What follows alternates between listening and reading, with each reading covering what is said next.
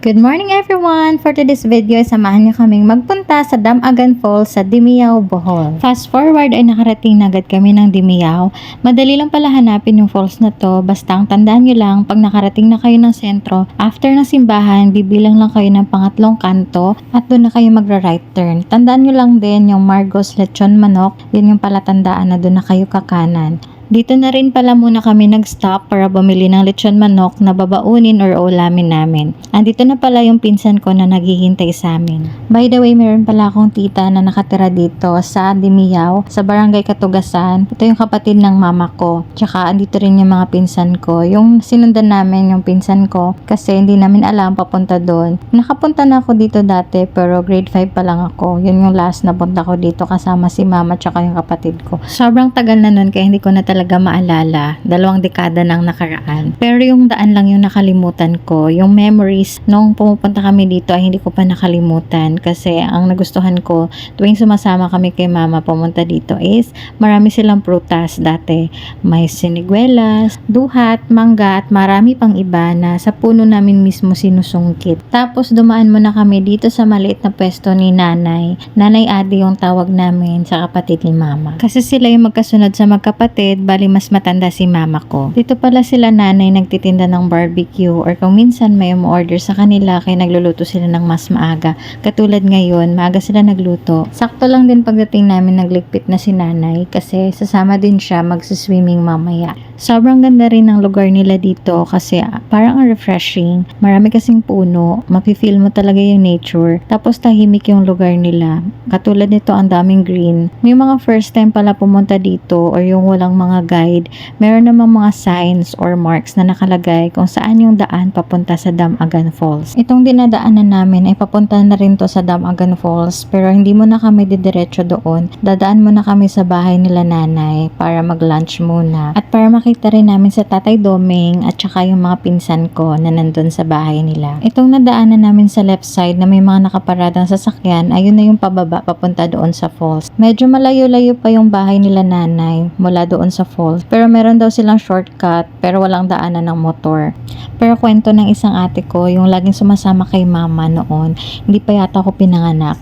Ang sabi niya, naglalakad lang daw sila mula doon sa sentro kasi sobrang mahal ang pamasahe noon. Syempre nagtitipid sila mama. Kaya nilalakad na lang nila. Tsaka hindi rin ganito kaganda yung mga daan noon. Hanggang doon na pala yung kalsada kasi dito papasok na sa bahay nila nanay. At yan sa wakas nakarating na kami. At sumalubong sa amin si Tatay Doming kaya nagmana na rin kami, yung pinsan ko na si Ate Donna at ang cute niyang baby. Tsaka yung anak ni Donessa na si Gwen. Nagpahinga lang kami saglit tapos nag-lunch. After naman namin mag-lunch ay papunta na kami doon sa falls. Maglalakad lang kami papunta doon. Sa shortcut kami dumaan. Yung sinabi ko kanina na may shortcut siya pero hindi pwedeng makadaan yung motor. Tao lang yung nakakadaan. Mas mabilis daw dito dumaan compare doon sa kalsada kasi iikot pa yun. Dito paglabas mo is papunta na doon sa falls. Ayan, yan na yung nadaanan namin kanina. Yung tinuro ko kanina na may mga nakapark sa left side na sasakyan at kaya nandyan lang sila kasi hindi na makapasok sa loob yung mga sasakyan. Yung mga motor ay kaya pang pumasok hanggang doon sa looban. Kaya sabi tuloy ng pinsan ko, sana nagmotor na lang kami kasi medyo nakakahingal din siya maglakad. At yan, muntik pa akong madulas. At sobrang init rin pala sa mga oras na yan. Pero buti na lang marami namang puno ng niyog. Nakakatuwa nga yung mga puno ng niyog. Ang ganda tingnan. Na-amaze lang ako. Ayan o, kinuhanan ko siya ng paganyan. Diba? Ang linis tingnan. Ang ganda sa mata. At yan, balik sa paglalakad, medyo malayo-layo nga pala talaga. Kaya sabi ng pinsan ko, kung nagmotor daw kami ay hanggang dito pa yung motor. Konti na lang daw yung lalakarin papunta doon sa falls. Hindi na rin kasi siya pwede pababa kasi delikado na yung daan dito. Yung kabila ay mga palayan, tapos doon naman sa unahan, yung kabila naman is pampang. Medyo mataas na rin pala dito banda, kaya ang ganda ng view tingnan. Nagpicture-picture na rin ako. Tapos dito meron na rin mga tubig na galing sa falls, sobrang linaw. Parang ang sarap na maligo kasi parang ang lamig niya tingnan. Akala ko kapag nakakita ka na nito ay malapit ka na sa falls. Hindi pa pala, may konting lakad pa. Tapos sa mga baguhan pala, magdahan-dahan sa paglakad dito kasi yung kabila is pampang. Wala siyang harang. Sobrang nakakatakot. Maliit lang yung daan kaya kailangan mo talaga nakatingin at magdahan-dahan. Sa mga residente na nakatira dito or mga taga rito malapit lang ay sanay na sila. Kaya aware na sila sa ganitong daan. At yan, malapit na talaga kami. Yung tinuturo pala ng pinsan ko ay doon daw nagpa-picture dati si Bella Padilla. Kasi may mga artista na rin na pumupunta dito. Tsaka yung mga vlogger at mga foreigners kasi dinarayo daw talaga yung falls na to. Pagkatapos ng mahaba-habang lakaran ay hagdan naman na pababa. Nakakatuwa pala si Nanay Ade kasi kahit 63 years old na siya ay malakas pa rin siya sa mga ganitong lakaran. At bigla ko tuloy na miss si Mama kasi magkamukha rin talaga sila. Ayan, nasisilip na pala yung falls mala dito at sumalubong sa amin yung pinsan ko na panganay na anak ni Nanay Ade, si Kuya Dondon. Siya rin yung bantay dito kasi isa siyang kagawad. Ang entrance fee pala dito is 20 pesos for adult, 10 pesos for children, at 150 naman yung kanilang cottage. May rent din yung life jacket nila na 25 pesos. Maganda rito kasi mayroon ng bathroom. Nagmerienda lang din kami saglit kasi nagutom kami sa paglalakad. May baon kasi kami nilupak na gawa ni Nanay Ade tsaka yung dala naming biko. Then nagpicture-picture lang din kami saglit bago kami mag-swimming. At yan, magsiswimming na kami. Kapag bumaba pala kayo dito, magdahan-dahan kasi maraming bato. Pero meron namang mga lubid na pwedeng kapitan. Tapos ito palang gakit, hindi ko maalala kung anong tawag nito sa Tagalog, ay pwedeng sakyan, basta available lang siya. At yan, tinulungan na ako ni Donessa kasi nahirapan talaga akong tumawid. Sobrang matakotin talaga ako kasi yung tubig na yan is malalim na rin talaga. Syempre di ako marunong lumangoy, ano ba? Favorite ko lang talaga mag-swimming kahit hindi ako marunong lumangoy. May life jacket naman. Nagpicture-picture lang din muna kami saglit, nakasama sila. Nagsusot na pala ako ng life jacket kasi gustong-gusto ko na lumangoy at di pala ako marunong magtali nito kaya nagpatulong na rin ako kay Jetro. Another picture-picture, tapos yan, hindi na ako nagpapigil. Gusto na talaga mag-swimming ay hindi marunong lumangoy. Thanks to life jacket. Kasi sobrang lalim talaga dito. Pero naiinggit ako sobra sa pinsan ko kasi ang galing na lumangoy. Tsaka yung anak niya kahit bata pa. Kahit naka life jacket ako is kapit na kapit pa rin ako sa lubid.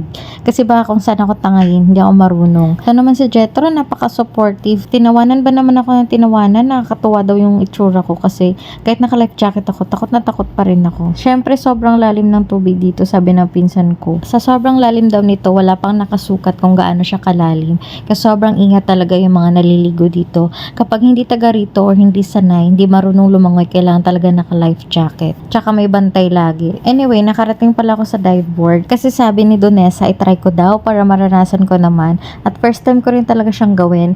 Nakita ko kasi mga bata, parang ang easy lang sa kanila. Pero nung ako na yung nakatungtong, ewan ko ba, sobrang takot na takot ako. May fear of height pala ako. At takot talaga akong tumalon sa tubig kasi first time ko siyang gawin sa buong buhay ko. Ang nangyari, ang tagal kong nakatayo dyan, nauunahan pa ako ng mga bata at nahirapan din ako umatras kasi andyan sila nakaharang. Tapos yung mga tao kasi nag-cheer sila, nahiya din ako kasi ang sabi ng iba, naka life jacket naman ako, lulutang daw ako. Ito naman si Jetro, sabi niya, try ko rin daw. Pero ayan no, bumabalik talaga ako. Kaya tinatawag ko si Jetro, baka kayanin kong tumalon pag malapit lang siya. Parang siya yung magiging strength ko, charot. Kaso ang tagal niyang lumapit, yung mga bata nakailang talon na, samantalang ako hindi pa. Nakakaya din kasi nakaharang ko sa kanila. Kaya yun, finally nakatalon na rin ako. Nung nakita ko tong video, sobrang baba lang pala ng tinalunan ko. Pero nung nasa ibabaw ako, feeling ko ang taas-taas. Sabi ni Donessa, ulitin ko daw kasi sa una lang daw yun nakakatakot. Pero hindi ko na talaga inulit. Ang ginawa namin is pumunta na lang kami dun sa falls. Nilapitan talaga namin. At yun, marunong na ako lumangoy. Tawang-tawa na naman si Jetro sa akin kasi marunong na daw ako lumangoy pero naka-life jacket. Ayun, nakalapit din ako tapos ilulublob ko yung ulo ko dun sa falls. Ang lamig kasi ng tubig. Ang sarap sa pakiramdam. Ayun, pataas-taas pa yung kamay ko. Feeling proud yarn. Pagkatapos ay bumalik na kami.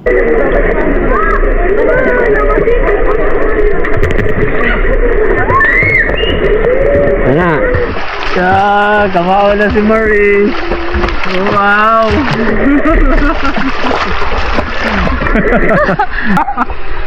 Hey, congratulations!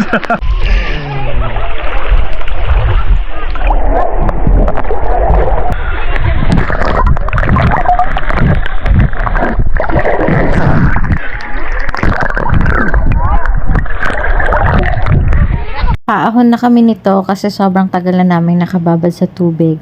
Medyo nagutom na rin kami kaya kumain kami ulit ng nilupak. After namin kumain ay nagbanlaw na kami at saka yan, pauwi na kami. Sa hagdan na rin pala ako nagsuklay para hindi kami matagalan. At ito pala yung nakakahingal, yung paakyat na. Hindi na pala namin kasabay si Nanay Adi pauwi kasi nauna na sila kanina kasama yung apo niyang lalaki kasi magpapakain pa daw siya ng alaga niyang baka. Kaya apat na lang kaming naglakad pauwi kasama si Donessa at ang anak niyang si Gwen. Ayun guys, pauwi na kami. Aray. Kaway ba? Dahan-dahan lang kami sa paglalakad kasi mas nakakapagod kapag nagmamadali. Nung nakaakyat na kami ng kalsada, ay bumili muna kami ng pwedeng snacks kasi nagutom ulit kami sa paglalakad. Buti na lang may nagtitinda dito ng siomay at iba pang merienda. Habang hiniintay namin maluto yung in-order namin, ay nagkakwentuhan muna kami dito. Sobrang nag-enjoy kami sa swimming namin kahit medyo nakakapagod. Kaya thank you so much kay Donessa at kay Gwen sa pagsama sa amin, tsaka kay Nanay sa pag-asikaso sa amin. Sana makabalik ulit kami dito. Ang trivia pala kung bakit siya tinawag na Damagan Falls ay marami daw damagan na fish doon. At yun lang yung vlog namin sa Damagan Falls. Thank you for watching. Bye!